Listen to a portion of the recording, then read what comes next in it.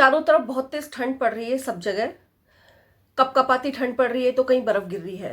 ऐसे में यदि एक सूर्य की किरण हमारे ऊपर आ जाए तो हमें बड़ी राहत की सांस मिलती है और पूरे वातावरण में फैल जाए तो कहने ही क्या है।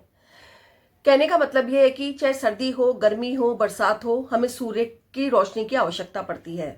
सूर्य जब उदय होता है तो हमारे दिन की शुरुआत होती है। सूर्य से ही हमें काम करने की ऊर्जा मिलती है और जब दिन की समाप्ति होती है तो सभी अपने अपने घर की तरफ लौटने लगते हैं, ये कि हमारा काम खत्म हो गया है। तो आप लोग देखिए सूर्य की हमारे जीवन में कितनी महत्वपूर्ण भूमिका है। एक सूर्य की रोशनी जब सुबह पहले पूरे वातावरण के अंदर फैलती है तो चारों तरफ सबकी जो दिनचर्या है वो स्टार्ट हो जाती है। जय श्री कृष्णा। मैं निधि जोशी आप लोगों का अपने एस्ट्रो निधि चैनल पर स्वागत करती हूं। आशा करती हूं कि आप लोगों को मेरे द्वारा जो ये दी गई जानकारी है वो पसंद आएगी और इसी बात को ध्यान में रखते हुए आप लोग मेरे चैनल को सब्सक्राइब कीजिए, लाइक कीजिए मेरे वीडियो को और जगह जगह शेयर कीजिए और बेल आइकॉन का बटन जरूर दबाइए।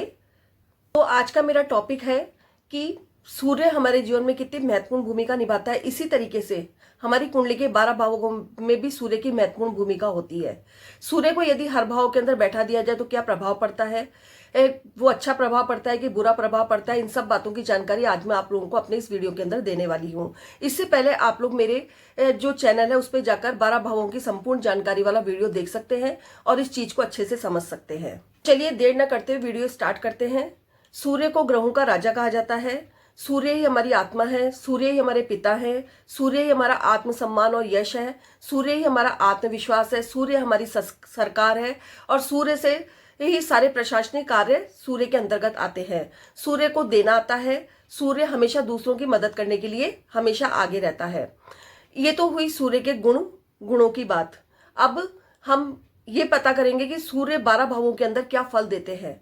तो भाव हमेशा स्थिर रहते हैं लेकिन राशियां होती है वो हमेशा मूवमेंट करती रहती है।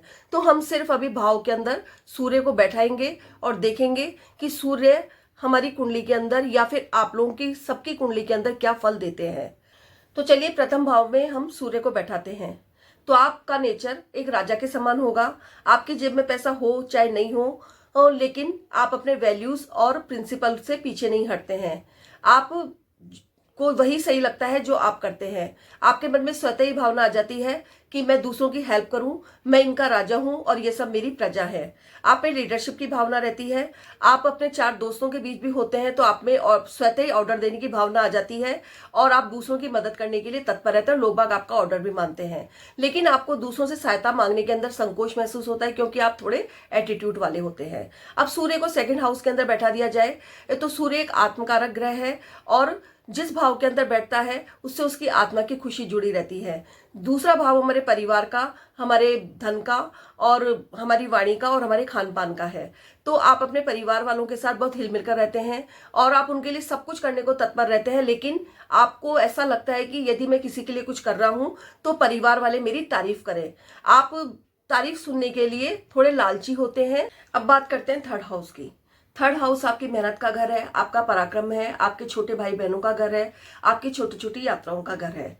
इसमें यदि सूर्य को बैठा दिया जाए तो आप बहुत ज्यादा पराक्रमी होते हैं और बहुत ज्यादा मेहनती होते हैं। अपनी मेहनत के बल पर अपना पराक्रम हासिल करते हैं। छोटे भाई बहनों से भी आपका बहुत ज्यादा लगाव होता है, उनके साथ आपकी आत्मा की खुशी जुड़ी हुई रहती है और आपको घूमने फिरने का भी बहुत ज्यादा शौक होता है। आपको लिखने का और कविताएं पढ़ने का, लिखने का बहुत ज्यादा शौक होता है और आप अपनी छोटी छोटी यात्राओं के द्वारा पूरी लाइफ को एंजॉय करते हैं। फिर बात करते हैं फोर्थ हाउस की। फोर्थ हाउस आपकी माता का स्थान है, आपकी जन्मभूमि है, आपका वाहन और मकान है और आपकी प्रॉपर्टी है। इसके अंदर यदि सूर्य को बैठा दिया जाए तो आपके घर के आसपास या तो कोई सरकारी कार्यालय होगा या फिर आपकी माताजी किसी गवर्नमेंट जॉब के अंदर होगी। आप अपनी माता से बहुत ज्यादा अटैच होंगे और आप अपने घर के अंदर अटैच महसूस करेंगे। आपको वहां बैठ रहकर मानसिक शांति मिलेगी। आपको गाड़ियां खरीदने और नई नई गाड़ियां चलाने का बहुत ज्यादा शौक होगा। आपको ऑरेंजिश और या फिर क्रीम कलर ज्यादा पसंद होगा।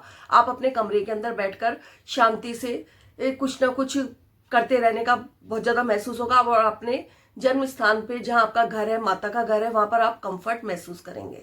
अब बात करते हैं फिफ्थ हाउस की। फिफ्थ हाउस हमारी एजुकेशन और संतान का है। यदि इसमें सूर्यदेव को बैठा दिया जाए तो आपको पढ़ने लिखने का बहुत ज़्यादा शौक होता है, कविताएं पढ़ना आपको बहुत अच्छा लगता है। इसके अलावा आपको मंत्रों को पढ़ना सुनना बहुत अच्छा लगता है। आप अपने बच्चों की पढ़ाई को लेके भी बहुत स्ट्रिक्ट रहते हैं, देखभाल करने वाले होते हैं। ये सूर्य भगवान की खुद की राशि मानी जाती है, सिंह राशि। इसमें बैठकर सूर्य देव बहुत कंफर्ट महसूस करते हैं, तो ये भाव अच्छा माना जाता है। फिर आता है 6th हाउस। 6th हाउस हमारे रोग, ऋण, रिपू और सेवा का और जॉब का है। आप एक बहुत अच्छी जॉब पर होते हैं और आपको सेवा की भावना बहुत ज्यादा होती है आपके अंदर। आप मंदिर गुरुद्वारे जाकर सेवा करने पर आपकी आत्मा को खुशी मिलती है। इसके अलावा हेयर फॉल, सिर दर्द, आंखों की प्रॉब्लम, सनबर्न, इस तरीके की समस्याएं आपको अक्सर होती रहती है और दुश्मन आपके सामने टिक नहीं पाते हैं। फिर आता है 7th हाउस। 7th हाउस हमारी पार्टनरशिप का है। इसके अंदर चाहे पति पत्नी की पार्टनरशिप हो या फिर व्यापार की पार्टनरशिप हो, दोनों में ही ये दिक्कत पैदा करते हैं, क्योंकि यहाँ पर आकर सूर्य नीच के हो जाते हैं। तो आप लोगों की जो वैवाहिक जीवन है और बिजनेस के अंदर पार्टनरशिप है, उसमें दोनों में प्रॉब्लम खड़ी करते हैं और आप लोगों का आपसी तालमेल नहीं मिल पाता है। अब बात करते हैं 8th हाउस की। 8th हाउस में यदि सूर्य को बैठा दिया जाए तो इसमें ये सूर्य का बैठना अच्छा नहीं माना जाता है। यदि सूर्य इस भाव में बैठ जाता है तो सभी कुंडली के ग्रह बलहीन हो जाते हैं। इसमें आपको इस भाव में यदि सूर्य को बैठा दिया जाए तो आपको डीप रिसर्च और डीप बातों के अंदर काफी मजा आता है। आपके पिता के साथ अच्छी बाउंडिंग नहीं होती है, पिता को हार्ट अटैक आने के चांसेस भी रहते हैं। कुल मिलाकर ये भाव अच्छा नहीं माना जाता है यदि सूर्य देव को इसमें बैठा दिया जाए तो। फिर आता है 9th हाउस। 9th हाउस हमारे भाग्य है, 9th हाउस हमारे पिता का है, 9th हाउस हमारे धार्मिक यात्राओं का है, 9th हाउस हमारी लंबी यात्राओं का है। इसमें यदि सूर्यदेव को बैठा दिया जाए तो ये बहुत अच्छा माना जाता है। सूर्यदेव इसमें बैठकर बहुत अच्छे अच्छे फल देते हैं, आपके भाग्य को चमकाते हैं, आपको बड़ी धार्मिक यात्राएं कराते हैं। आपको स्टडी करने के लिए आप विदेश भी जा सकते हैं, एक देश को छोड़कर दूसरे देश में, और आपके पिता के साथ बहुत अच्छी बाउंडिंग होती है। पिता का कुछ नेचर आपके अंदर आता है। फिर आता है 10th हाउस। 10th हाउस हमारा कर्म का है। इसके अंदर इसका जो स्वामी है वो शनि बनते हैं। यदि इस स्थान पर सूर्यदेव बैठ जाते हैं तो दिग्बली हो जाते हैं। आपको कार्य क्षेत्र के अंदर आप बॉस की तरह रहते हैं, जो आपके बॉस होते हैं वो भी आपके सामने हमेशा झुककर रहते हैं। और यदि सूर्य यहाँ पर नीच राशि में न हो तो आप बहुत उच्च पद पर आसीन होते हैं। अब आता है 11th हाउस। 11th हाउस हमारी इच्छा पूर्ति का घर है। यदि इसमें सूर्यदेव को बैठा दिया जाए तो आप अपनी इच्छा पूर्ति के लिए किसी हद तक जा सकते हैं और अपने पराक्रम के बल पर अपनी इच्छा पूर्ति कर भी लेते हैं। आपको अपने दोस्तों के बीच रहना अच्छा लगता है, उनकी हेल्प करना अच्छा लगता है। इस भाव में सूर्यदेव अच्छा फल देते हैं। फिर आता है 12th हाउस। 12th हाउस हमारे व्यय का घर है। इसके अंदर सभी तरीके के व्यय आ जाते हैं। यदि इसमें सूर्यदेव को बैठा दिया जाए तो आप समय के पाबंद नहीं रह पाते।